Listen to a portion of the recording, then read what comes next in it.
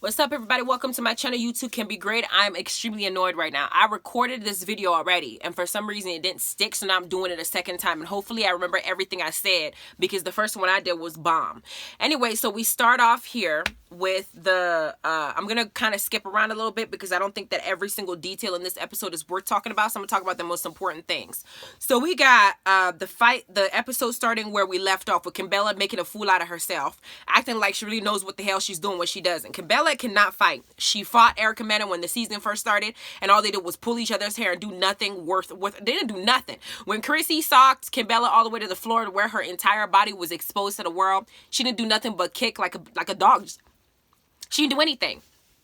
Then here she is picking at Yandy. Now, let's just be clear. Yandy is not an innocent person. She's not the type of person that I feel is the best representation of a good person. Yandy does a lot of sneaky stuff. Riley talked about it. You know, the ex-baby mamas of Mendices talked about it, said that they've experienced this type of personality from her. So I don't think Yandy is the best person to put on a pedestal, whatever. However, when it comes to the isolated incident between her and Kimbella, Kimbella's a damn fool. Kimbella is trying to get Yandy back from embarrassing her last season when she basically said that you can't talk about my kids and my parents, and when I have a foster child in the house, you can't bring that up as a bone of contention because you're upset at me. You spent the whole season dogging me out as a parent, and we're supposed to be friends. And now here we are. You look dumb. So everybody in the reunion, y'all saw them. They were not in their head, and to the point where Juelz had to get himself into the conversation and make it stop, because he knew his wife was getting embarrassed. Her voice was getting loud. He's like, if y'all not gonna be friends, don't be friends, but don't do all this.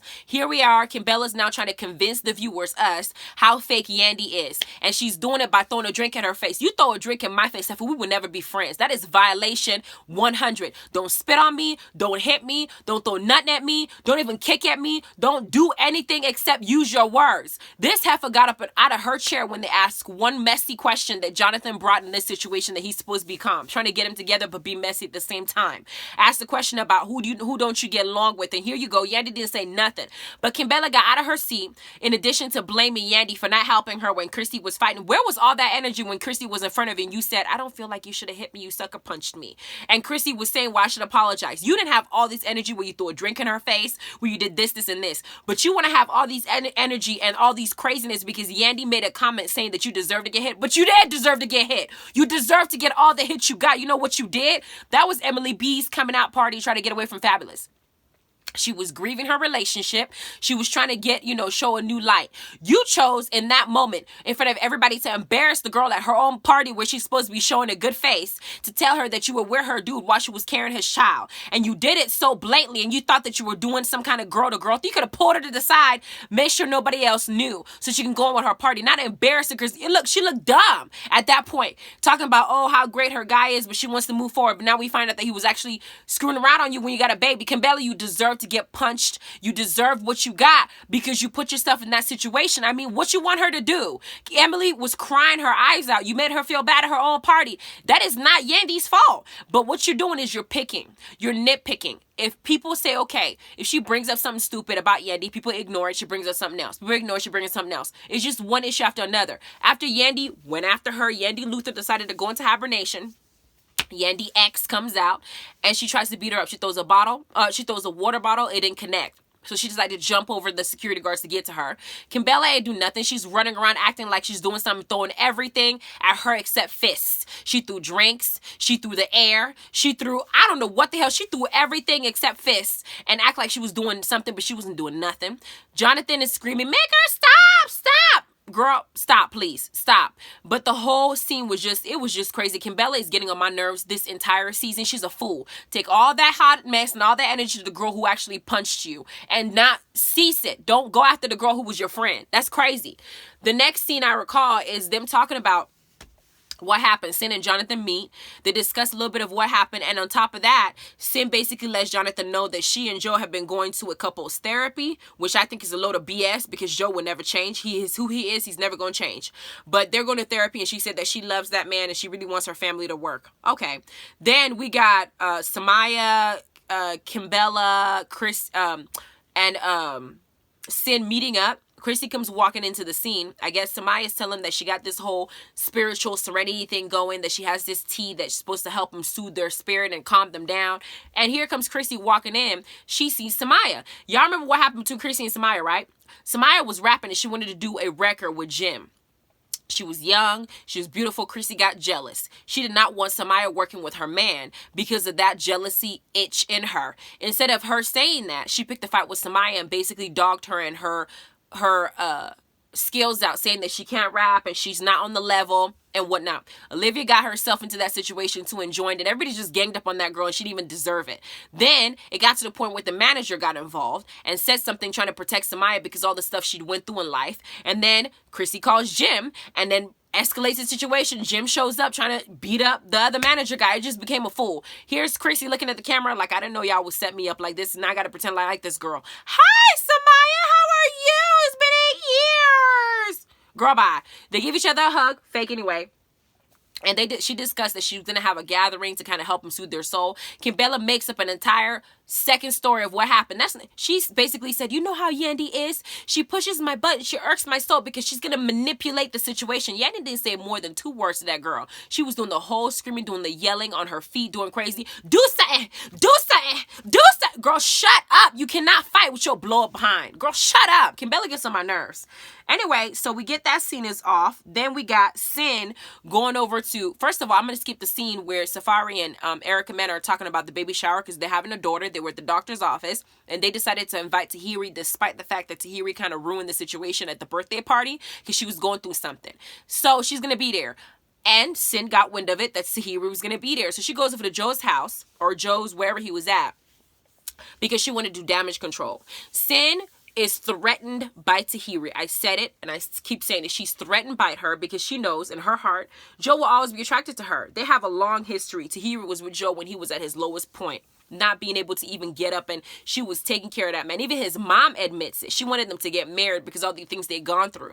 So Sin wants Joe to come over there and have her back by making a statement that they're still trying to work things out. Maybe she figured if Tahiry thinks that they're going to work things out, she'll back off and she won't, she can try to fix her family.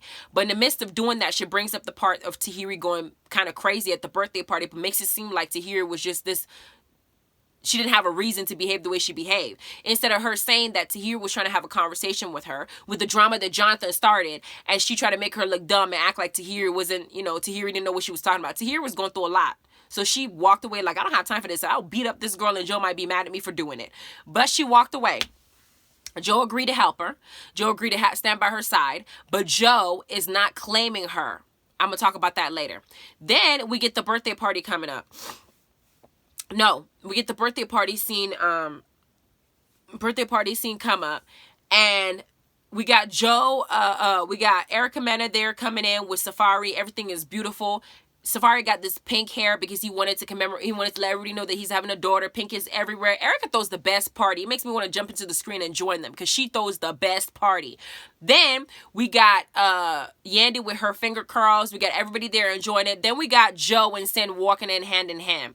Now everybody's looking at them like, oh my God, are y'all working things out? But Joe comes in the confessional.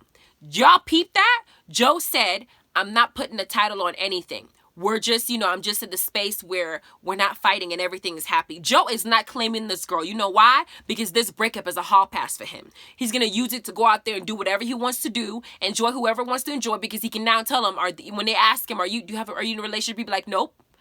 We don't have a title on nothing. We're just trying to figure out where it goes. So far as we're not fighting, everything is okay. We don't have a title on it. They are not together. And Sin is using this try to put on a front. But Joe's telling us the truth in the background, girl. Anyway, that happens. In comes Tahiry, her fine self, and her behind all in black, just beautiful. Tahiry's a very, very beautiful woman. I'm sorry, the girl's gorgeous. Then we got Tahiry coming in.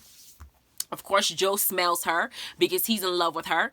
And then he walks up to her knowing that Sin is uncomfortable with her. Joe is a messy person. I don't know if he's trying to tell Sin that he can get whatever the heck whoever he wants to get, because he makes a beeline for Tahiry and he kisses her in such a sensual way. It was almost like their cheeks were making love with each other. The kiss was so it was like, I counted the seconds. It took him a while for him to move his cheek away from her. It was like slow motion for me watching it happen because the camera crew, messy as they are, turned to Sin immediately to look at her face. And Sin, of course, she was embarrassed. Of course, the statement that she wanted to make didn't work. Joe knew exactly why she wanted him to come with her. It was because of Tahiry, and he still went over there to kiss her. Bruh, Tahiry was paying them dust. She wasn't saying nothing. She wasn't looking in the direction. After her cancer scare, she's not cancer free. She doesn't give a damn what Joe and his girl is doing. But Joe goes over there to kiss her. And so we look at Sin and she leaves the party. Of course, because all her scheme didn't work out. They were holding hands all night, but hey, he kissed her. She leaves.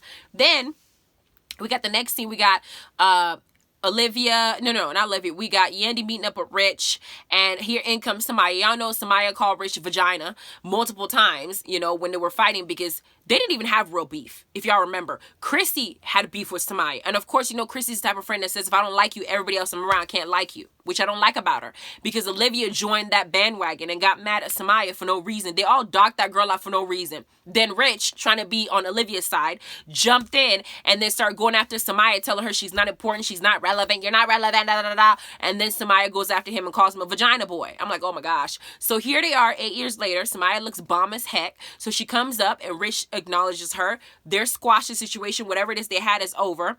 Yandy brings up the topic that Olivia says that Rich allegedly owes her $117,000. Rich tells us what he's been saying. She didn't write the record. I don't owe her nothing. We get to the next scene where Samaya's now throwing her get together. Right? Somebody's not throwing her little get together. And she has Chrissy there, Jonathan there, Yandy there. Yandy was coming.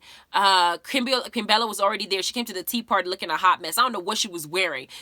Oh my God, I don't know what she was doing, but that outfit, she needs to take her behind back home. I don't know who was her friend. Did she come with Chrissy? I think she came with Chrissy. And Chrissy is not your friend because she did not tell that girl she looked a hot mess. She let her walk out the house looking like that and embarrassing herself coming to a tea party that way, girl. She showed up talking about thinking that she's going to be, she even tried to walk out of the party. Chrissy's like, come back over here. I was like, girl, you are not her friend. You better let her go back home and change. They're over there. Samaya's making tea, trying to calm him down. Jonathan's there. Everybody's cool. But then they show Yandy. No, Jonathan's not there yet because Jonathan came with Yandy. They're walking up and Yandy is wearing her fall, spring, and winter collection all in one outfit to go and fight Kimbella with the hoodie on. She comes in with tennis shoes and they start reading some affirmations. And you could tell Yandy's pissed off. I don't know if she actually intended on fighting Kim. I think she was expecting to fight Kim, but she was expecting Kim to have the same energy she had that night. Because here's Kim in front of Chrissy. And Kim is saying things almost to egg Chrissy on so Chrissy can go after Yandy. Y'all notice that? She's the one who's trying to poke Chrissy because she wants Chrissy to hit Yandy like she hit Kimbella. Because Kimbella was mad, have all these bad energy for Yandy, but she's not saying nothing to Chrissy. So here we are. They're reading this little affirmations and what they're going to do. Yandy gets this I'm willing to forgive type, paperwork that she's trying to do, but she don't believe that BS. So she decides to talk to somebody outside and tell somebody, look, I came here to fight. I don't know why she didn't fight. I don't know if she intended to do so. I don't know if it was just fake, but I don't know if I would go to fight wearing everything in my closet. I will go to fight wearing as loose of an outfit as I can with some pants on so I can easily be flexible and I can move and bob and weave, but that's just me. Anyway, she goes outside and she tells Somaya, look, I'm not willing to do this. I'm not willing to accept this. This is not where I am mentally. I'm not about to forgive this girl. I will not forgive her either. Not if you throw a drink in my face. You violated me. We're supposed to be friends for years. I've been there for you. You supposed to be in there for me. You want to throw something in my face, girl? No, we are enemies. We are arch nemesis. We will never get along forever. So she ends up leaving. Now, the next thing I want to talk about is Erica Mena and Sin meeting up. My camera messed up. Erica Mena and Sin meeting up. Erica Mena wanted to fix things between Sin and Tahiry. But Sin, after having seen Joe kiss Tahiry at the party, she's already on edge. Tahiry is on edge too. Tahiry shows up with her beautiful self. Honestly, when it comes to Tahiry and Sin, I think Tahiry makes a better match for Joe because I feel like in my spirit, I feel like they already slept together. They've been sleeping together on and off. Why do I say that? Because in this conversation, Tahiry looked like she was trying to spare Sin from finding something out. she's like, Joe's trying to spare your feelings. Tahiry and Joe are the type of couple that when you see each other, they have like she said, we vibe. I'm like, what does that mean? Y'all have been doing this, even though Tahiry knows that Sin and Joe are together. She might not tell Sin that Joe and her get it in every now and then when they have the itch to scratch it, because at the end of the day, she doesn't want to be with Joe in the long run. However, Sin needs to open her eyes and see what's going on. Joe will always want to be with Tahiry. Tahiry was the one that got away. He got on his knees, proposed to her. She's the one that walked away because she didn't trust him. Here she is telling Sin, we vibe. Sin is like, you're not standing in your truth. Da da da da. I was like, girl, Sin. Okay, y'all are basically the same. Tahiry is at 10.0. You're at 7.2. When it comes to the both of you, Tahiry, I know, will beat the heck out of Sin. However, Sin is trying to stand her ground and act like she's not bothered. But half of she's bothered by Tahiry. She knows that man. She's been around him. She loves him. But she knows that Tahiry will always have a hold on him one way or another. Because if Joe could go back in time and do things right, he will keep that woman. He won't mess up as much as he did, because I know he wants all of her. I promise you that there were some times when Tahiry and Joe met and they just kind of got it in, because I think they do. Y'all leave comments below. Let me know who you want him to end up with, Tahiry or Sin. I don't even think either one of them deserve Joe. I feel like they can get somebody better. But if it's just the option between them and Joe, I think I prefer Tahiry to be with them. Anyway, this episode was entertaining. I enjoyed it. Please like, subscribe, and notification bell. I'm not sure if I'm gonna review Love and Hip Hop Miami, because I don't know if I want to, but if I do, I'll go ahead and post it later on this week, and y'all can decide whether you want to check it out or not. I think it's going to be interesting. But anyway, please like, subscribe, and notification bell. I'll talk to you guys later.